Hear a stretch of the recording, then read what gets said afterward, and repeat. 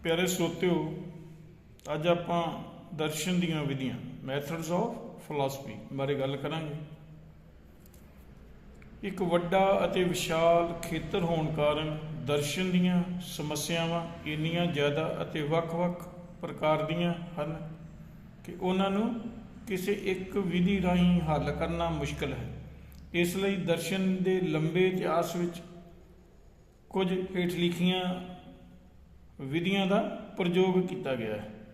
Number 1 आगमन विधि inductive method, निगमन विधि deductive method, द्वंदात्मक विधि dialectical method, विश्लेषण विधि method of analysis, संश्लेषण विधि method of synthesis, अंतर ज्ञान विधि मैथड ऑफ इंट्यूशन।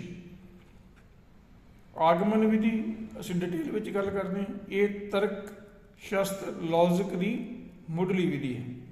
इस नूं दर्शन अते विग्यान विच वड्डे पद्धर ते वरतिया जाता है। ये अनुमान का एक ढंग है जिस विच कुछ तो बहुते तत्तां वल दा अनुमान लगाया जाता है। जिवें एक कां काला है, दूसरा भी काला है, तो सारे कां काले हैं। इस विधि की दूसरी विशेषता यह है कि हमेशा पदार्थक तत्तां की सच्चाई परखदी है। भाव केवल पदार्थक सच मैटीरियल ट्रुथ लई ही इसका प्रयोग होता है। इस कारण सारा विज्ञान इस विधि ते आधारित है। इस विच केवल वो तत्त ही विचार का विषय बनता है जिस विच साडियां 5 ज्ञान इंद्रियां जो साडे सेंस ऑर्गन हैं उन्हां दा प्रयोग होंदा होवे। ते नंबर 2 निगमन विधि डिडक्टिव मैथड की है। ये भी तर्क शास्त्र की मुढ़ली विधि है, पर आगमन विधि के बिल्कुल उल्ट। इस नूं फिलासफी विच अते अमूर्त ज्ञान प्रदान करने वाले विज्ञानों विच वरतिया जाता है। ये भी अनुमान का एक ढंग है जिस विच सारियां तो कुछ वल यूनीवर्सल इन पार्टिकुलर दे अनुमान का लगाया जाता है। जिवें उदाहरण के तौर पर असीं कह सकते हैं कि सारे पंजाबी बहादुर हैं। शहीद भगत सिंह एक पंजाबी सी, इहदा असीं सिੱਟਾ की करते कि शहीद भगत सिंह बहादुर सी, मतलब कि अनुमान दे विच वरतिया जाता है। इस विधि की दूसरी विशेषता यह है कि यह हमेशा अकारगत सच फॉर्मल ट्रुथ की भाल करती है। इस विच किसी भी ज्ञान इंद्री का प्रयोग नहीं किया जाता। अंदरूनी विचारां विचों ही कोई नवा सिੱਟਾ कढ़िया जाता है। इस विच गणित, अंकड़ा विज्ञान, कंप्यूटर विज्ञान आदि आउंदे हैं। कि नंबर 3 द्वंदात्मक विधि डायलैक्टिकल मैथड। ये दर्शन की वधेरे प्रचलित विधि है। इस दे संस्थापक हीगल सन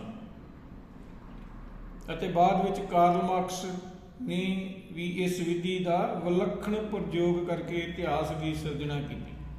ये विधि तर्क की विधि है जिसकी ये मानता है कि हर एक वस्तु अते विचार का विरोध जरूर होता है, तद ही नवी वस्तु या विचार पैदा होता है अते विकास होता है।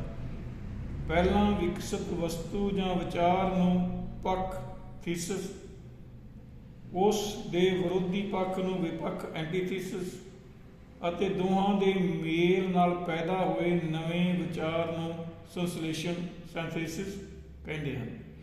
मनुख का ज्ञान अते संसार का विकास इस प्रक्रिया राहीं वधदा है। इस तो बिना कोई भी विकास असंभव है, क्योंकि संश्लेषण फिर एक पक्ष बन जाता है जिसका विरोधी होता है अते नवा संश्लेषण पैदा होता है अते ये प्रक्रिया निरंतर चलती रहती है। अगे विश्लेषण की विधि मैथड ऑफ एनालिसिस। ये एक आम विधि है। इस विच किसी विचार या वस्तु नूं सरल भाव छोटा किया जाता है तां जो उसकी संपूर्ण व्याख्या हो सके। क्योंकि छोटे भागां नूं समझना सौखा हुंदा है ਅਤੇ अंत ਵਿੱਚ सब भागां नूं फिर जोड़ दिता जाता है। हर प्रकार का ज्ञान इसे विधि नाल संभव हो सकता है।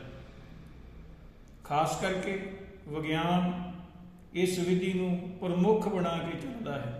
दर्शन भी इस विधि का खूब प्रयोग करता है। खास करके 20वीं सदी के ਅੱਧ ਵਿੱਚ ਇਸ ਦਾ खूब प्रचार होया ਅਤੇ ਇਸ ਨੂੰ ਇਸ ਤਰ੍ਹਾਂ ਦੀ ਤਰਜੀਹ ਦੇਣ ਵਾਲੇ ਦਾਰਸ਼ਨਿਕਾਂ ਨੂੰ ਵਿਸ਼ਲੇਸ਼ਕ ਦਾਰਸ਼ਨਿਕ ਐਨਾਲਿਟੀਕਲ ਫਿਲਾਸਫਰਸ ਕਹਿੰਦੇ ਹਨ। ਇਨ੍ਹਾਂ ਕਰਕੇ ਤਾਰਕਿਕ ਪ੍ਰਤੱਖਵਾਦੀ ਲੌਜੀਕਲ ਪੋਜ਼ਿਟਿਵਿਸਟ ਪ੍ਰਮੁੱਖ ਸਨ ਜੋ ਇਸ ਵਿਧੀ ਰਾਹੀਂ ਭਾਸ਼ਾ ਦਾ ਪ੍ਰਯੋਗ ਆਸਾਨ ਬਣਾਉਣਾ ਚਾਹੁੰਦੇ ਸਨ। ਕਿਉਂਕਿ ਸੰਸਲੇਸ਼ਨ ਦੀ ਵਿਧੀ ਮੈਥਡ ਆਫ ਸਿੰਥੇਸਿਸ ਇਹ ਵਿਧੀ ਉਪਰੋਕਤ ਵਿਧੀ ਦੇ ਬਿਲਕੁਲ ਉਲਟ ਹੈ ਜਾਂ ਵਿਸ਼ਲੇਸ਼ਣ ਤੋਂ ਵਾਪਸ ਆਉਣ ਦੀ ਵਿਧੀ ਹੈ।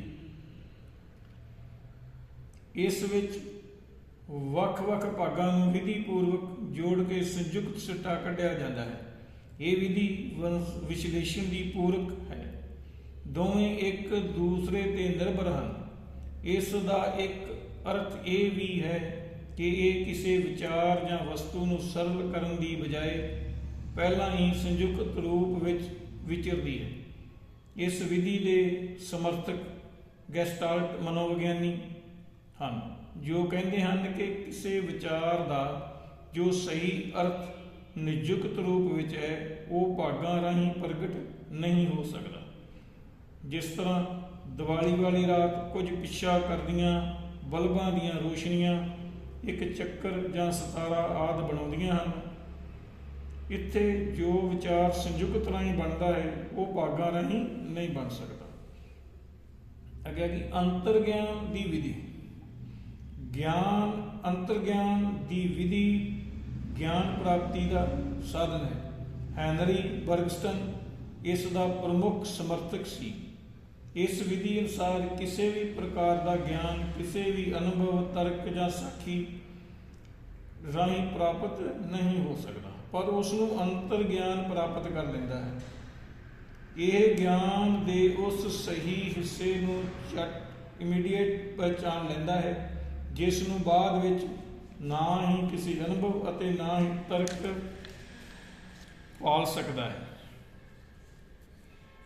ਇਸ ਗਿਆਨ ਦੀ ਵਿਧੀ ਦੀ ਵਿਸ਼ੇਸ਼ਤਾ ਇਹ ਹੈ ਕਿ ਇਸ ਦੀ ਵਿਆਖਿਆ ਨਹੀਂ ਕੀਤੀ ਜਾ ਸਕਦੀ ਅਤੇ ਨਾ ਹੀ ਕਿਸੇ ਦੂਸਰੇ ਵਿਅਕਤੀ ਤੱਕ ਪਹੁੰਚਾਈ ਜਾ ਸਕਦੀ। ਇਸ ਨੂੰ ਸਿਰਫ ਮਹਿਸੂਸ ਕੀਤਾ ਜਾ ਸਕਦਾ ਹੈ।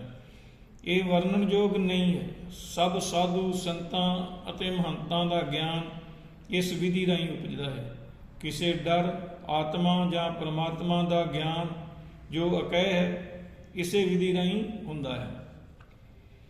ਹੁਣ ਦਾਰਸ਼ਨਿਕ ਕਿਰਿਆਵਾਂ ਕੀ ਹੁੰਦੀਆਂ ਨੇ ਇਹਦੇ ਬਾਰੇ ਆਪਾਂ ਜਾਂ ਫਿਲਾਸਫੀਕਲ ਐਕਟੀਵਿਟੀਜ਼ ਜਿਹੜੀ ਹੈ ਉਹ ਅਗਲੀ ਵੀਡੀਓ ਦੇ ਵਿੱਚ ਗੱਲ ਕਰਾਂਗੇ। ਅੱਜ ਅਸੀਂ ਇੰਨਾ ਹੀ। ਬਾਕੀ ਅਗਲੀ ਵੀਡੀਓ ਦੇ ਵਿੱਚ ਹੋਰ ਅਸੀਂ ਡਿਟੇਲ ਦੇ ਨਾਲ ਗੱਲ ਕਰਾਂਗੇ। ਉਮੀਦ ਹੈ ਕਿ ਤੁਹਾਨੂੰ ਮੇਰੀ ਵੀਡੀਓ ਇਹ ਪਸੰਦ ਆਈ ਹੋਏਗੀ। ਅਗਰ ਅੱਛੀ ਲੱਗੀ ਹੈ ਚੈਨਲ ਨੂੰ ਸਬਸਕ੍ਰਾਈਬ ਕਰੋ, ਲਾਈਕ ਕਰੋ ਤੇ ਵੀਡੀਓ ਨੂੰ ਸ਼ੇਅਰ ਕਰੋ। ਧੰਨਵਾਦ, ਸ਼ੁਕਰੀਆ।